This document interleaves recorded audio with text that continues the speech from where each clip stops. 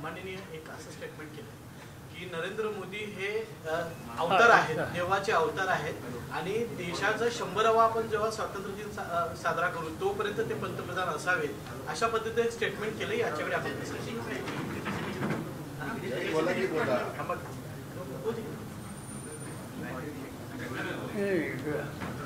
असं आहे की 75 हा साहजिकच कुणी येतो तिच्या कुटुंबात त्यांच्या सरकारने तो दिवस महत्त्वाचा पडतो आणि त्या दृष्टीनं प्रधानमंत्री 75 वर्षामध्ये प्रधानपद करतात.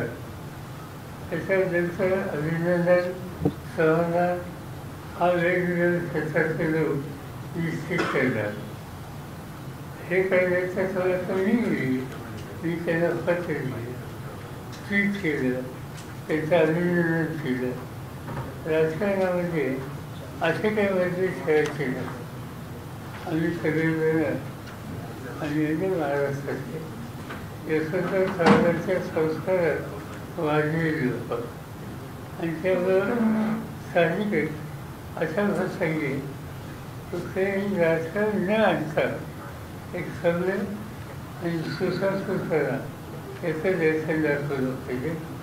त्या दृष्टीनं अनेकांनी देशाच्या किंवा देशाबाहेरच्या नेतृत्वाने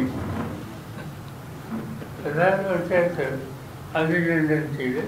ते नसते पण अंतरसुर आणखी काय या गोष्टी मला काही भाषा समजत नाही आणि मी अशाच्या मागे नसतो. त्यामुळे मी काही त्याचं भाष्य करू इच्छित. माझा 75वा वाढदिवस होता त्या 75व्या वाढदिवसाला मोदी स्वतः आले होते. त्यांनी वाचनही केलं होतं, आणखी अनेक लोक होते.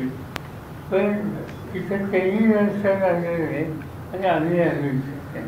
आमच्या सुरळीत आहे देशासाठी त्यांना काय करायचं असेल ते योग्य करावं एवढीच आवडेल. तर 75 वर्षानंतर संविधानिक पदावरून थांबावं असं एक सूर आहे आता मी थांबलो तर मला बघायचं नक्की कशी काय माझा 85 झाले 10 वर्ष. पंतप्रधान मोदींचा वाढदिवस साजरा झाला. पण कालचे पेपर जर आपण पाहिले तर शिंदेची सगळी जाहिरात पहिल्या पानावर वृत्तपत्रात दिसले. भाजपवर कुरघोडी करण्याचा प्रयत्न शिंदेचा आहे असं म्हणता येईल आपल्याला. वर्तमानपत्राच्या काही समस्या असतात त्यामुळे समानपान जाहिरात मिळाली तर त्याच्याबद्दलचा आनंद असतो. जे स्वतः फेरफार चालू होतं हे कधी पाहिलं नव्हतं पण शिंदे साहेबांनी त्याच्याबद्दलची आश्चर्यता दाखवली. भाजपमध्ये मोदी युग सुरू होण्यापूर्वी भारतीय जनता पक्षामध्ये मोदींचं युग सुरू होण्यापूर्वी त्यावेळेचे जे सगळे ज्येष्ठ होते लालकृष्ण अडवाणी मुरली मनोहर जोशी त्यांना 75 वर्षानंतर थांबायला सांगितलं. तर मोदीने आता थांबायला पाहिजे काय? तुम्ही म्हणता ते मोदींनी वाचलं होतं त्याच्यावर आता काही लोकांनी खुलासा घेतला. तो खुलासा असा आहे की आम्ही असं बोललो असतो, आम्ही याची चर्चा केली. ठीक आहे, कशाला आपण त्याच्याबद्दल ते नाही म्हणतात. आपण वाचलं होतं, तुम्ही छापलं होतं ते आम्ही वाचलं, ते म्हणतात नाही. ठीक आहे, आनंद. एकीकडे सरकार विकास कामासाठी निधी नसल्याचं सांगते आणि दुसरीकडे जाहिरातीवर कोट्यावधी रुपये खर्च करते. त्या जाहिराती बघितल्या तर बहुतेक खाजगी दिसते.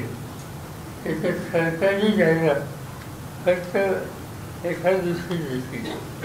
गेल्या आठवड्यात मुख्यमंत्री देवेंद्र फडणवीस यांची जाहिरात होती तेव्हा पाहून सगळ्या पेपरला त्याच्यावर कुठलाही उल्लेख नव्हता. कुणाचीही सरकारी जाहिरात होती की खाजगी होती कळत नव्हतं.